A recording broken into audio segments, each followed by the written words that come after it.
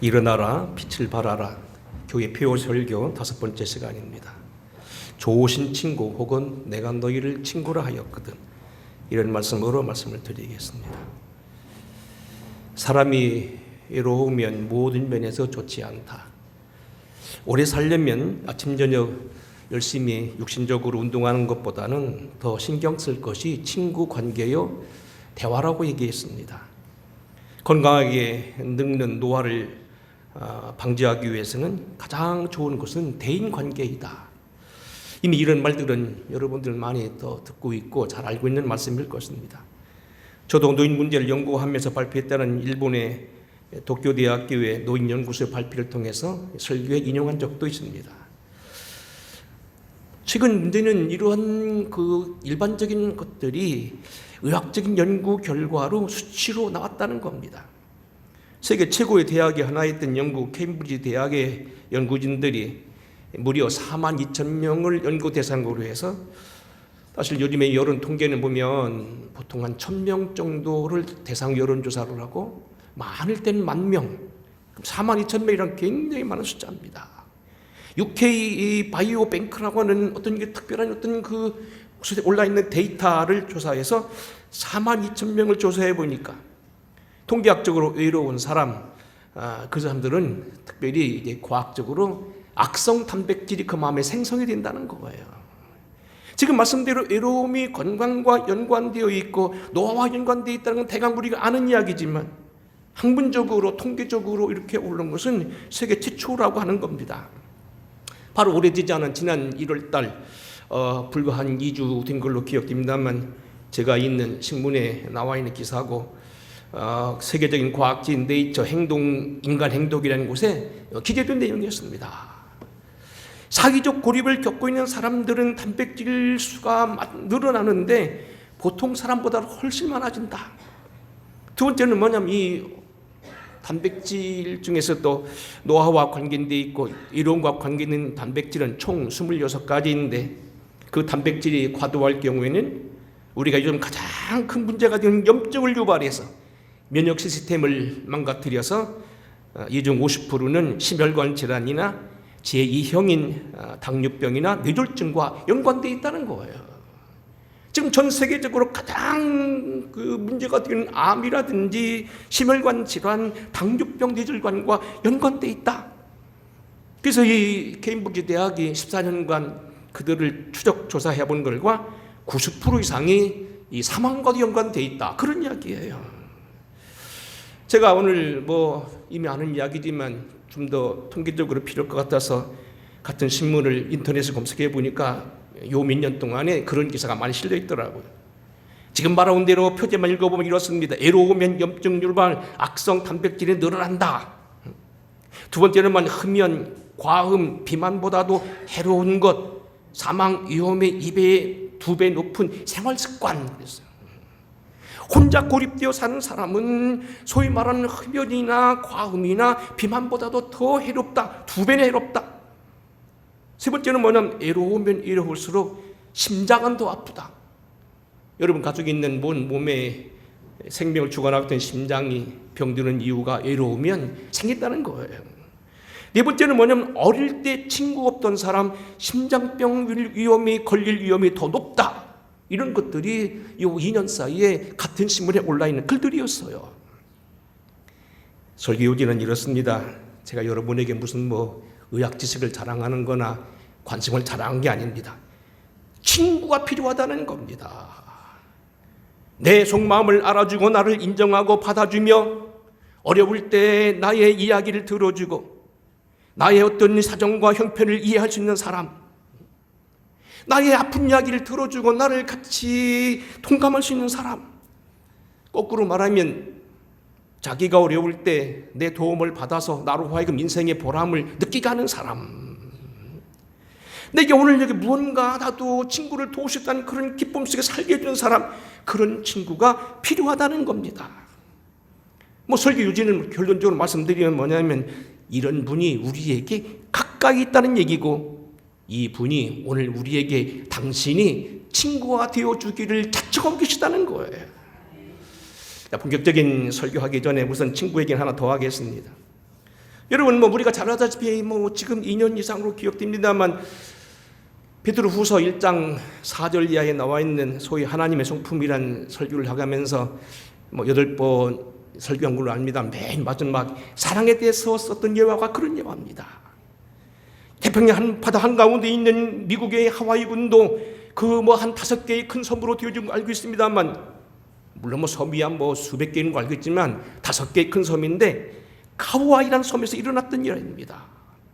바로 이 하와이 군도 북서쪽에 있는 이 카우아이 섬에서 1950년대에 가뭄이 들어오고 산불이 일어나고 큰 어려움이 당했는데, 그때 당시에 고통받았던 사람 833명, 1955년에 태어난 사람을 조사해 봤다는 거예요.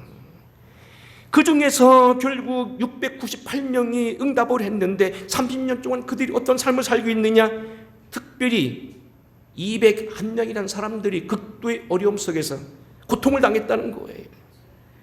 주로 그런 사람들은 가정 불화가 있어서 부모가 따로 헤어져 살거나 일찍 돌아가신 분, 알코올 중독이나 정신질환을 앓는 분, 가난하여 제대로 공부하지 못하고 생활적으로 돌봄을 받지 못하던 사람들이 자녀라는 얘기입니다.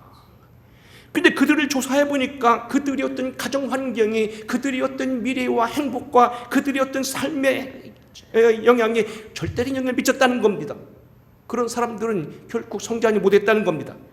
눈여겨보는 것은 201명의 이러한 극단적인 극빈자 혹은 불우한 사람들 중에는 72명은 그렇지 않았다는 겁니다.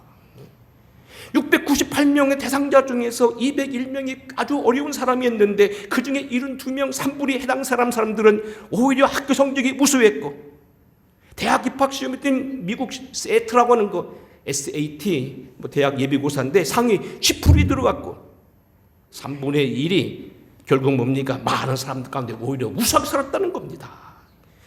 이유를 조사해 보니까 그 72명의 사람들은 불우한 해석 가정 속에서도 그를 따뜻이 돌봤던 어떤 가족을 가지고 있었다는 것과 종교적인, 거기는 교회라는 말이 나와 있지 않습니다만 종교적인 어떤 따뜻함을 받은 그러한 훌륭한 목사님이나 그러한 친구들을 만났다는 이야기입니다.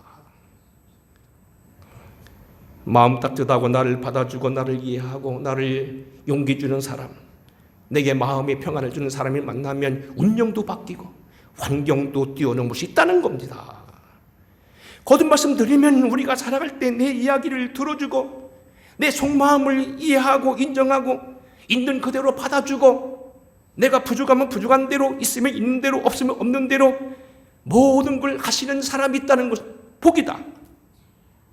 그 위에 종교적인 죄까지 포함해서 나의 영생까지 해결해 줄 일이 계시다고 한다면 그것은 말 그대로 뭡니까? 세상말로 대박이라는 겁니다.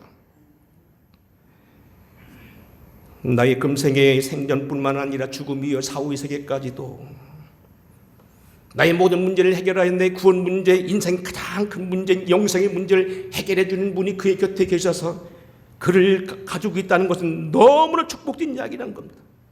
바로 그분이 가까이 계신 분이 누구냐? 우리 주 예수 그리스도라는 겁니다.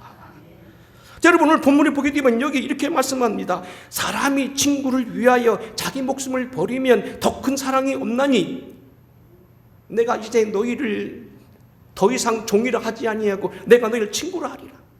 내가 너희를 친구가 되고 싶어 한다. 그런 얘기예요. 그리고 본문 말씀에 보게 되면 그 말로 이어서 말합니다. 너희가 내 말을 들으면 너희가 나의 친구가 되나니. 내가 제안하는 말씀, 내가 제안하는 이런 종교적인 이유, 신앙을 받아들이면 너희가 친구가 된다는 겁니다. 내가 제시한 율법의 말씀을 네가 기뻐 받고 하나님 믿기를 너희들이 거절하지 아니하고 받아들이면, 영접하면 내가 너희를 친구로 한다. 본문 말씀이 요한복음 15장은 여러분 잘 아다시피 요한복음 14장부터 16장에 있는 소위 신학적으로 성경학적으로 다락방 강화라고 하는 곳에 있는 핵심 본문 중심입니다. 요한복음 13장에 보면 예수님께서 최후의 만찬을 하십니다.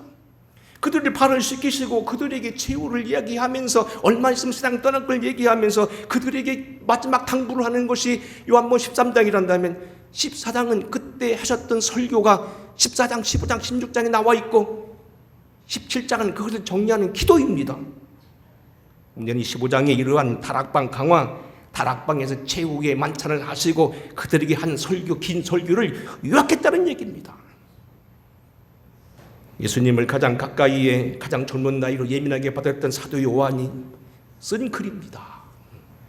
사도 요한이 주님을 가까이 섬기면서 그가 가까이 보았던 예수를 기억하면서 그가 노후에 결국 그를 정리했던 말씀, 다락방 강화 중에서도 가장 핵심적인 말씀입니다. 결론을 말하면 내가 너희의 친구가 되어 주겠다는 겁니다. 사람의 친구를 위하여 자기 목숨을 버리면 이보다 더 큰 사랑이 없나니 너희는 내가 명하는 대로 행하면 곧 나의 친구라.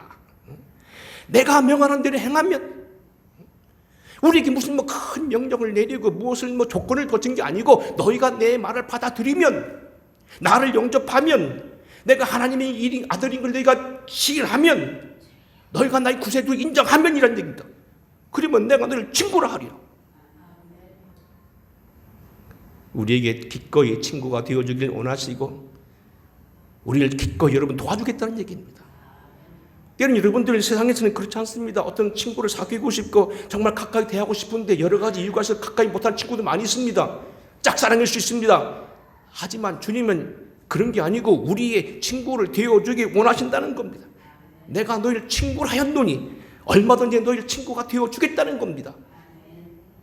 말씀대로 행하고 영접하고 믿음으로 살고 은혜로 살면 친구가 되어주겠다. 그러면 이 주님이 주신 친구로서 우리 약속한 건 무엇인가? 크게 세 가지로 보겠습니다. 첫째로 오늘 친구로서 우리에게 주신 것은 무엇보다도 가장 중요한 것은 당신의 생명을 주면서 우리에게 허락하신 영원한 삶과 구원입니다. 우리 너무 잘 아는 말씀 다시 한번 읽어보겠습니다. 14절, 오늘 본문 13절 시작. 사람이 친구를 위하여 자기 목숨을 버리면 이보다 더 큰 사랑이 없나니 너희는 내가 명하는 대로 행하면 나의 친구라. 자기 목숨을 버리어 주는 친구만큼 더 좋은 친구가 없는데, 친구가 너희를 위해 생명을 준다면 그보다 더 큰 사랑이 없는데, 내가 친구를 위하여 나의 생명을 버린다는 얘기입니다. 주님이 그렇게 하신다는 겁니다. 아까 말한 대로 짝사랑이 아니하고 우리가 사랑을 해도 그 사랑을 받아들이지 않는 것이 아니라 주님이 자청하셔서 이건 다 누구나 오라는 얘기입니다. 친구가 되어주겠다는 겁니다. 특별히 우리에게 친구가 되어준 주님으로서 가장 큰 사랑은 생명을 주신다는 겁니다. 생명을 주시고 십자가 달려 죽으심으로 우리를 친구 삼으셨고요, 우리에게 구원을 허락하셨고요, 사후 후에 천국을 허락하셨다는 얘기입니다. 이 땅에서 우리의 구세주가 되어서 여러분의 보호자가 되어주시겠다는 겁니다. 하늘 보좌를 버리고 이 땅에 오셔서 성탄하신 주님, 당신의 모든 걸 내어준 주님이 우리의 친구가 되어서 가까이 여러분 얘기를 들어주겠다는 겁니다. 이제는 우리들 얘기가 됩니다만 1982년입니다. 제가 신학기를 졸업하고 10월달 전목기를 시작해서 공주에 있는 그 유구에 있는 구계리교회라는 교회에 있을 때였습니다. 마침 그때는 제가 총각전도사로서 혼자 목회할 때 있었습니다. 할 일이 없어서 늘 아침 저녁으로 기도하고 성경 보고 다른 목사님들 설교를 썸머리하고 있다가 오후에는 꼭 나가서 마을 주민들과 함께 생활하면서 보리밭도 가서 같이 배워주기도 하고 도리깨질도 해주고 모 심는데 줄 잡아주기도 하고 열심히 살았을 때입니다. 근데 거긴 뭐냐면 한 가지 안타까운 건 텔레비가 나왔어요. 텔레비가 번쩍하고 제대로 나오지 않는데 어느 날 방송에 나옵니다. 공주 교도소에 있는 하재숙이라고 하는 그런 가명을 가진 여자에 대한 생애가 나와서 그가 어떻게 교도소에서 예수를 믿었고 하나님을 영접한 것에 대해서는 나온다고 그런 광고가 나왔습니다. 제가 시간을 놓치지 않고 그걸 들었습니다. 주일 오후였나 아니면 수요 예배 마친 저녁이었나 그랬습니다. 뻗쩍이는 텔레비 속에서 얼굴도 잘 안 비치는 그 얼굴 속에 나오는 이야기는 이런 이야기입니다.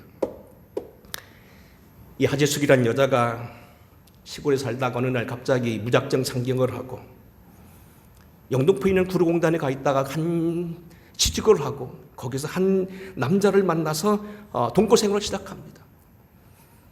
술버릇이 몰라온 그 상대방이 누구냐면 아직 풋내게 사랑으로 불붙는 사랑을 하는데 유감스러운 것은 그 남편이란 사람이요 주태백이었습니다.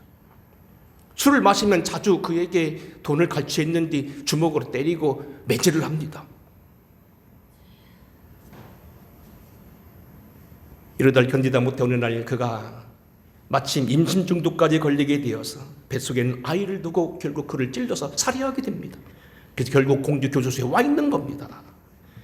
문제는 그 뒤로 거기서 끝나지 아니하고요, 속절없이 배는 불러오고 아기를 낳았는데 바로 자기가 죽인 그 남편의 아들입니다. 낳자마자 결국 그 아이는 고아원에 데려가서 자기 혼자 남았으니 얼마나 생애가 처량하냐는 얘기입니다. 응?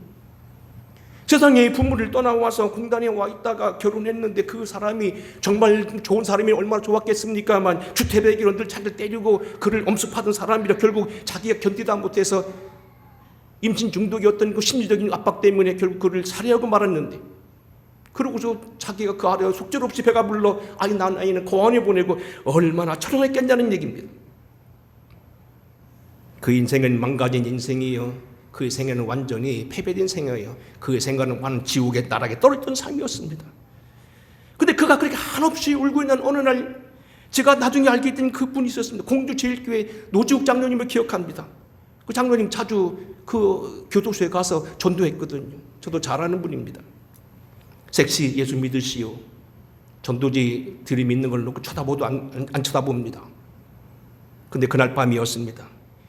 신기하게도 그날따라서 해가 저 달이 비치는데 창문 틈으로 그 전도지 비쳤다는 겁니다. 갑자기 울다 웃다가 결국 보자면 이 실연에 빠진 여자가 갑자기 그 전도지가 관심이 돼서 그를 쳐다보기 시작합니다. 막 그 텔레비에서는 그 글이 뭐라고 나와 있지 않습니다만 제가 짐작이 그렇습니다. 마태복음 11장 28절, 수고가 무거운 진진 자들아 다 내게로 오라. 내가 너희를 쉬게 하리라. 나는 마음이 온유하고 겸손하니 나의 멍에를 메고 내게 배우라. 그리하면 너희 마음이 쉼을 얻으리니 이는 내 멍에는 쉽고 내 짐은 가벼움이라 하시니라. 아니면 사도행전 16장 31절 이것입니다. 주 예수를 믿으라. 그리하면 너와 네 집이 구원을 받으리라. 혹은 여러분 요한복음 4장 13절도 아마 써 있는지 모르겠습니다. 예수께서 대답하실 때 이 물을 먹는 자마다 다시 목마르려니와 내가 주는 물을 먹는 사람은 영원히 목마르지 아니하리라. 내가 주는 물은 그 속에서 영생하도록 솟아나는 샘물이 되리라. 아니면 어쩌면 이런 것도 계실지 모릅니다. 요한복음 계시록 3장 20절입니다. 볼지어다 내가 문 밖에 서서 두드리노니 누구든지 내 음성을 듣고 문을 열면 내가 그에게 들어가 그로 더불어 먹고 그는 나와 더불어 먹으리라. 이기는 그에게는 내가 내 보좌와 함께 앉게 하여 주기를 내가 이기고 아버지와 함께 앉은 것 같이 하리라. 여튼 그날 따라서 그 성경을 보고 나서 그냥 그 감방에서 울기 시작합니다. 문제는 누군가가 자기를 위해 기도하는 이유가 있다는 거였습니다.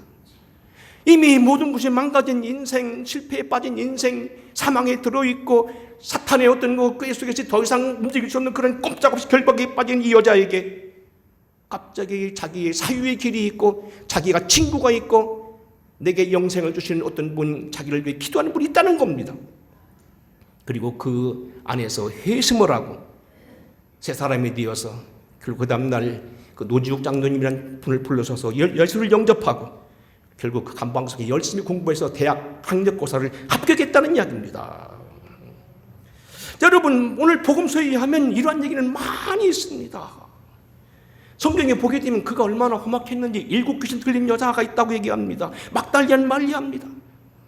또한 악귀를 쫓아내심과 병고침을 받은 어떤 여자들, 곧 7 귀신이 들린 저 막달라인이라는 마리아와 그랬습니다. 주님 앞에 오는 사람들은 온전한 사람이라기보다도 귀신 들린 사람들, 병든 사람들, 그런 사람들이었습니다. 그들에게 오늘 친구가 되어주셨다는 겁니다. 그래서 그는 당시 베드로나 이랬던 사도들보다 더 먼저 가까이 두시고 부활의 은총을 체험케 하는 축복까지 허락하셨습니다. 도저히 헤어날 수 없는 인간의 도탄 속에서 생의 절망 속에서 사망의 그늘에 앉아있던 자에게 큰 빛이 되어주시고 저들의 친구가 되어주시고 기꺼이 저들에게 오라겠다는 겁니다. 곧 내가 길이요 진리요 생명이니 나를 말미암지 않고는 아버지께 옳다고 나올 수 없다고 말씀하시면서 그 구원받는 길을 제시하는 겁니다.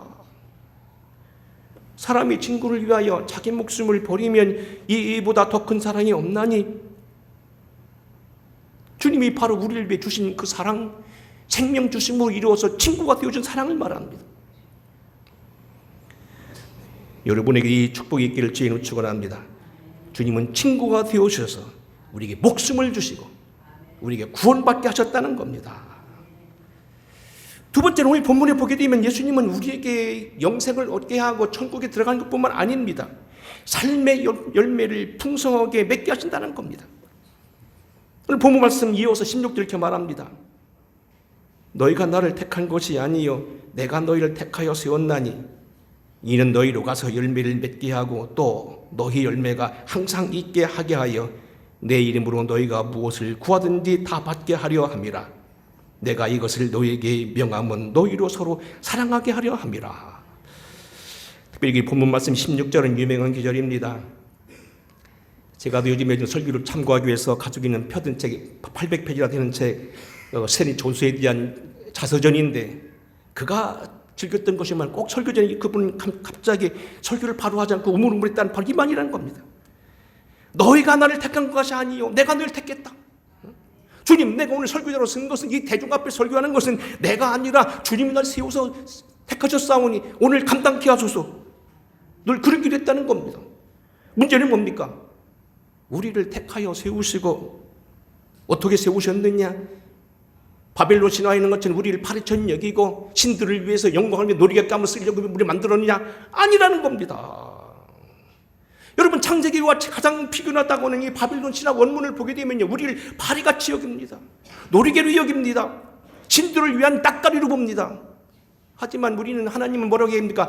당신의 형상을 따라서 당신의 모양으로 복을 주시며 우리를 창조하시고 그들에게 모든 걸 맡기시고 세상의 모든 것을 당신을 대신하여 치하도록 만들었습니다. 문제는 내가 너희를 택했다는 겁니다. 근데 왜 택했느냐? 너희로 가서 열매를 맺게 하고 너희 열매가 항상 있게 하여 내 이름으로 아버지께 무엇을 구하든지 다 받게 하려 함이라. 그리고 내가 너에게만 서로 사랑하라 합니다. 여러분 우리를 택하신 이유는 여기 세 가지로 나옵니다. 첫째는 뭐냐면 내가 너희 열매를 맺게 하겠다. 두 번째는 뭡니까? 기도하면 다 받게 하겠다. 그렇잖아요. 내 이름으로 너희가 뭘 구하면 다 받게 하리라. 열매는 그냥 되는 게 아니라 기도에 온다는 겁니다. 그리고 그것은 이유는 뭐냐? 서로 사랑하기 위해서 했다는 겁니다. 왜 응답을 주시고 왜 기도 응답을 주시고 왜 축복해 주시고 여러분 왜 성도라 칭하시고 왜 친구라 하느냐? 너희가 서로 사랑해서 주님으로 말하면 내가 아버지 안에 아버지가 내 안에 너희가 내 안에 내가 너희 안에 있는 것처럼 서로 사랑하며 살기 위해서 열매 주셨다는 겁니다. 중요한 것은 여러분에게 열매를 주신다는 겁니다. 사실 친구는 여러 가지 목적이 있습니다. 친구는 사실은 가장 생각하면 시도 때도 없는 겁니다. 아침에도 제가 여러분 그렇게 생각해 봤습니다. 긴 명절인데 어떻게 보내나? 나 혼자 사무실에 앉아서 책이나 볼까? 밀렸던 서류나 이런 거 다 할까? 아니면 텔레비 앞에 앉아서 그동안 못했던 거 여러 가지 그 과학적인 것을 많이 한번 볼까 생각했습니다만 그것만 한 것 같아요. 그래서 제가 생각하기를 우리 교우들하고 어디 잠깐 나갈 데는 없는가? 왜? 여러분 저도 친구를 생각하거든요. 응? 여러분 서로 친구란 게 뭡니까? 시도 때도 없이 만나는 겁니다. 사무적인 일로 만나고 업무적인 일로 만나는 건 그건 친구가 아닙니다. 그것은 사무원이고 그것은 뭔가 지금 면석이의 일이고 우체부의 일이고 그 형사들의 일이지. 사실 친구는요 그런 이유 때문에 만나는 거 아닙니다. 그저 좋아 만나는 겁니다. 시도 때도 없이 만납니다. 하지만 친구 또 하나의 목적은 뭡니까? 서로 친구가 친구를 날카롭게 하고 친구가 친구를 위로하며 풍성하게 하는 겁니다. 내가 삶이 어려울 때 친구를 통하여 위로받기도 하고 친구가 어려울 때 나의 돈을 구워주기도 하고 때로는 그가 어려움 당할 때 위로의 말을 해주기도 하고 지금 생각났습니다. 2018년 제가 우리 교회에 오기 전에 한 2-3개월 동안 많이 어려움 당했다는 여러분 아시죠? 우리 교회도 많이 어려웠던 걸 알고 있는데 지난번 우리 감독성에 나왔던 김창범 목사님 저를 부르시더라고요.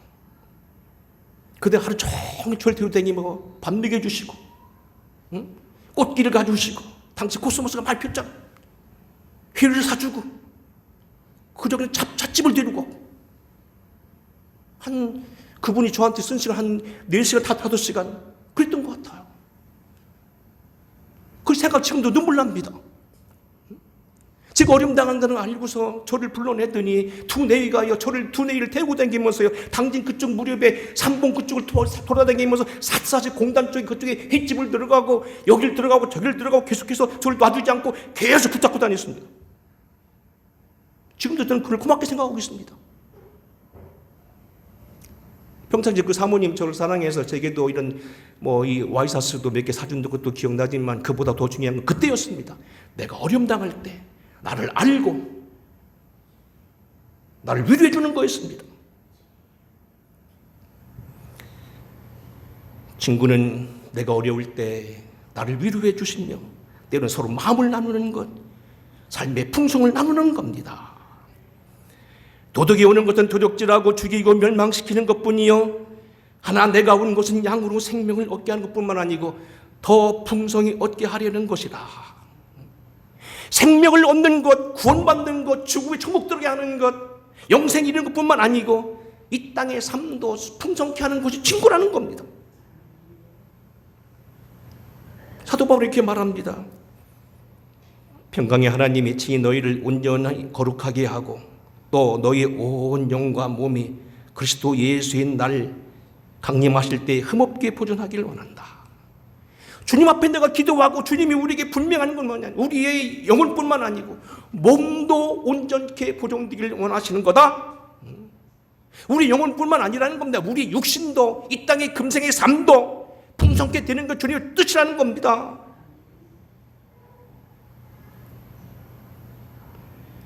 일꾼 여기다 보태면 뭡니까? 예수님의 부활이 영혼의 부활만이 아닙니다. 영혼만이 구원받고 육신은 따로다고 하는 것은 도깨티즘이라고 하는, 그건 사실 영지주의적인 입장이고, 정통적인 신학은 뭐냐면 육신을 가진 부활입니다. 누가복음 24장에 보게 되면 예수께서 엠마오 동산 이후로 제자들이 나타난 한 말이 뭡니까? 너에게 먹을 것이 있느냐? 그리고 말씀하길 그걸 잡수시면서 영은 먹을 필요가 없지만 육은 먹는다. 나는 육을 가졌다 하면서 일부러 잡수셨다고 되어 있습니다. 주님이 우리를 구원한 것은 영혼뿐만 아니라는 겁니다. 죽어 천당 가는 것뿐만 아니라는 겁니다. 이 땅에 있는 동안도 우리에게 삶 속에 풍성에 개입하여 여러분 삶을 축복한다는 겁니다. 그래서 너희로 가진 열매를 맺게 하고 너희 열매가 항상 있게 하고 더 나아가 너희가 무엇을 구하든지 다 받게 하려 한다고 본문은 이렇게 분명히 말하고 있습니다. 20세기의 최고의 선교사로 뽑힘받은 스탠리 존스의 책에 이런 얘기가 나옵니다. 하루는 이 스탠리 존스가 그 교단의 상류계층인 한 여인으로부터 편지를 받습니다. 이 여인은 상당히 경제적으로 유복한 삶이었습니다. 그 책에 보면 자세히 나오는, 제가 그 책을 찾았다 못 찾았는데 이런 내용입니다. 13쌍의 그룹이 있었는데 상류계 그 당시 골프를 치는 그러한 그 당시 골프 치는 사람들, 대단한 사람들이었습니다. 근데 어느 날 그분이 고민에 대해 편지를 듭니다. 자기는 경제적으로 남편과 잘 살고 있지만 무슨 문제가 생겨서 서로 헤어져야 되는데 크리스마스를 지나고 헤어지자고 약속했습니다. 그리고 이분이 스탠리 존스에게 편지를 씁니다.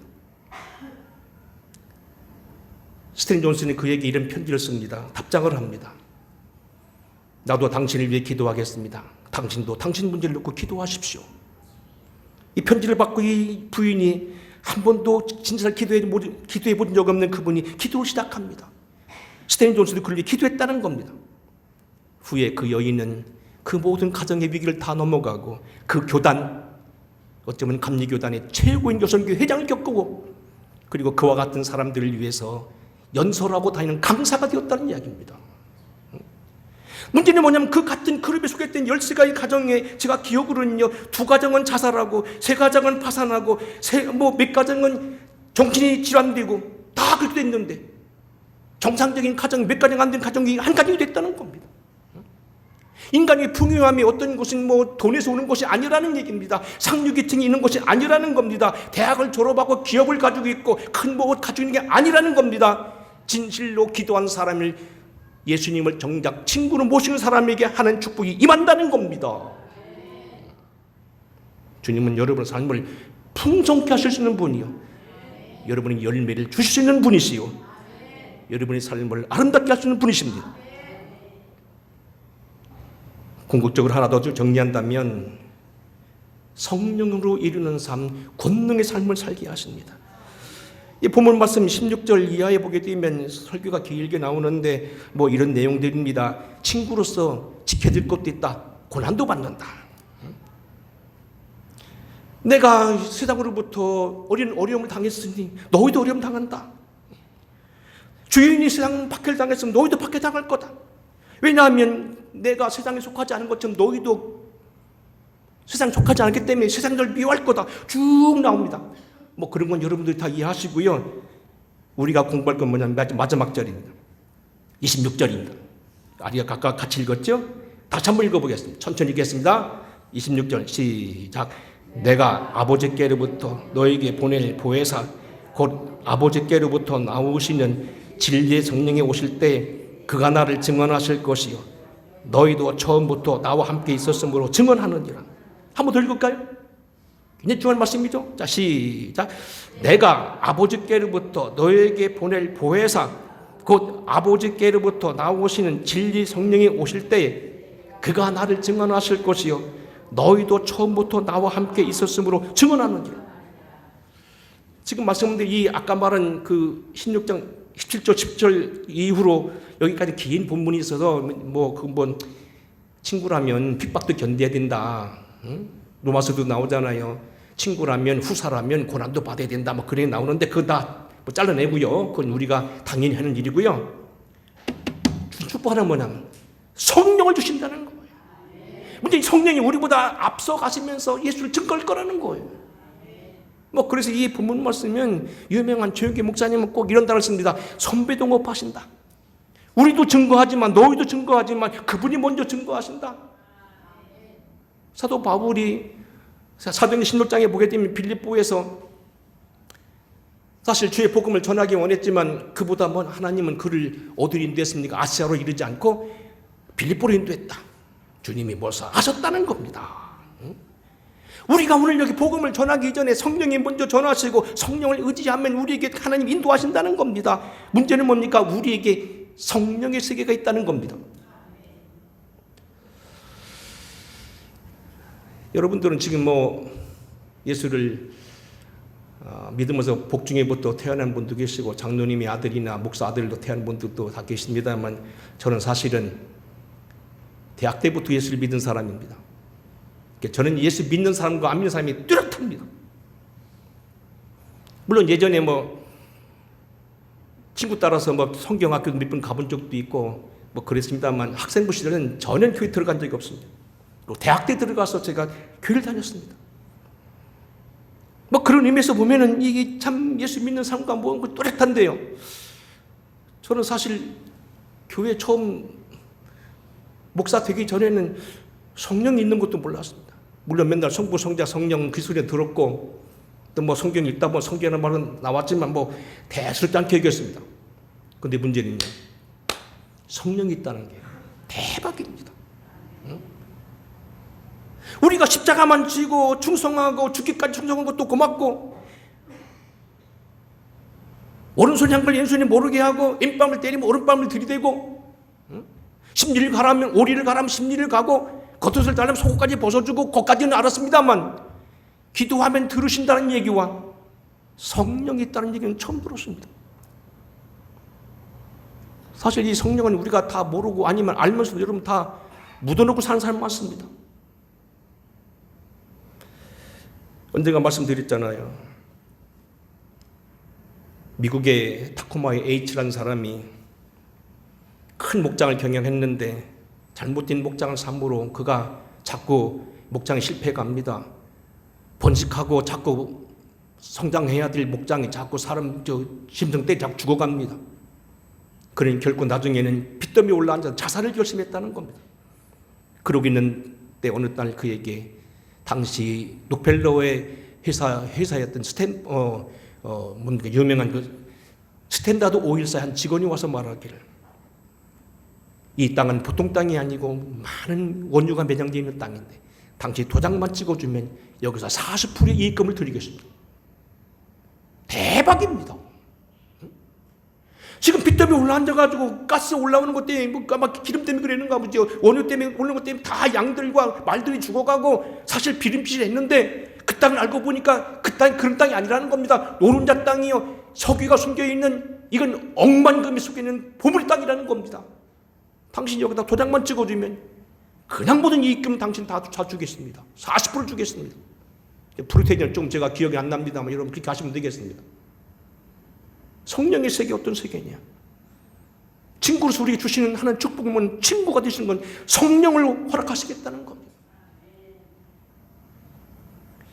정리합니다. 친구로서 우리 주시는 것은 구원의 삶, 목숨을 주셔서 우리를 건지신 삶, 두 번째는 우리를 풍성케 하시는 삶, 열매 맺게 하고 기도하게 하시는 것, 더 나아가서는 뭡니까? 핍박의 삶도 있지만 종국적인 뭡니까? 성령으로 우리와 함께 한다는 겁니다. 이와 같이 성령도 우리 연약함을 도우시나니 우리가 마땅히 기도할 바를 알지 못하나 오직 성령이 말할 수 없는 탄식으로 우리를 위하여 친히 간구하시니라. 그러므로 알거니와 하나님을 사랑하는 자 곧 그 뜻대로 부르심을 입은 자들에게는 모든 것이 합력할 손을 이루느니라. 예수를 죽은 자 가운데 살리신 이의 영이 너희 안에 거하시면, 그리스도 예수를 죽은 자 가운데 살리신 이가 너희 안에 거하신 그의 영으로 말미암아 너희 죽은 몸도 살리시리라. 성령을 따라가는 이들에게는 살리는 역사, 사유함의 역사, 새로운 축복의 역사, 합력할 손을 이루는 역사, 악한 걸 지압하는 권능의 역사가 나타난다는 겁니다. 국가발전정책위원장이었던 최도열이라는 분이 친구에 대해 이렇게 글을 올린 걸 봤습니다. 친구, 첫째, 도움을 주는 친구, 무기력과 두려울 때 의지처가 되어주는 자. 둘째, 즐겁거나 괴로울 때 믿음직한 친구에게 비밀을 털어놓고 그 비밀을 지켜주는 자. 셋째, 진정으로 상대를 위한 일이 믿음을 주는 자. 넷째, 동정해주는 친구, 나무 어려운 처지를 이해하고 정신적으로나 물질적으로 도움을 베풀려는 자. 다섯째, 지혜와 용기를 주는 자라고 합니다. 사실 우리의 영혼 문제뿐만 아니고 나의 모든 생의 문제, 이 땅의 문제와 이후의 문제까지 해결되는 분은 누구십니까? 진정으로 여러분을 알아주고 여러분 말을 들어주고 지혜와 영감을 주시고 여러분 기도를 들어주고 소원을 여러분을 아우르고 오늘도 여러분 권고하시고 낙심할 때 여러분을 치료하시고 회복시켜주는 분. 저는 몇 번 말씀드렸습니다. 여러 중부 때 여러분들이 너무 힘들었을 때 갑자기 어깨도 툭툭 치면서 이봐, 기도 시간이야. 새벽 기도 시간입니다. 어느 때는 너무 힘들어서 누워있는 갑자기 바깥에 누가 노크를 합니다. 아무도 없습니다. 기도시키십니다.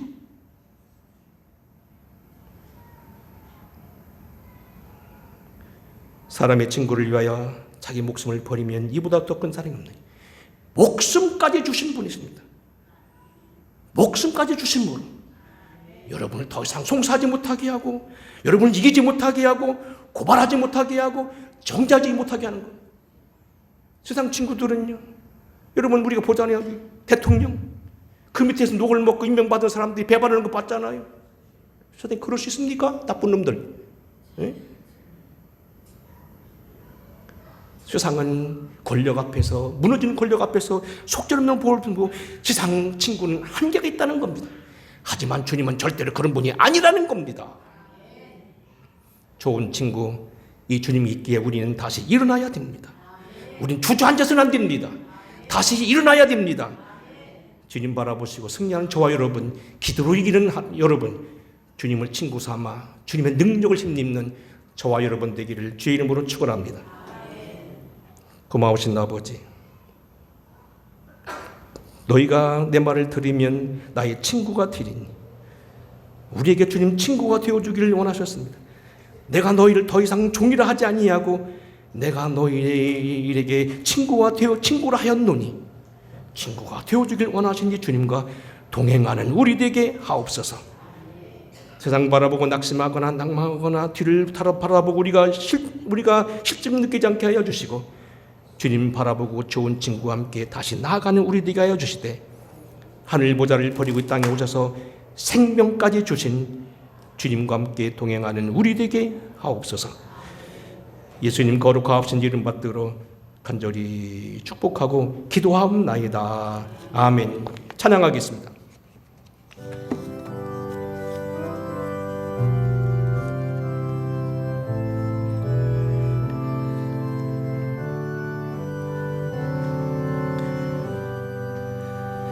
내가 늘 의지하는 예수, 나의 상처 입은 심령을 불쌍하게 여기사 위로하여 주시니, 미쁘신 나의 좋은 친구, 내가 의지하는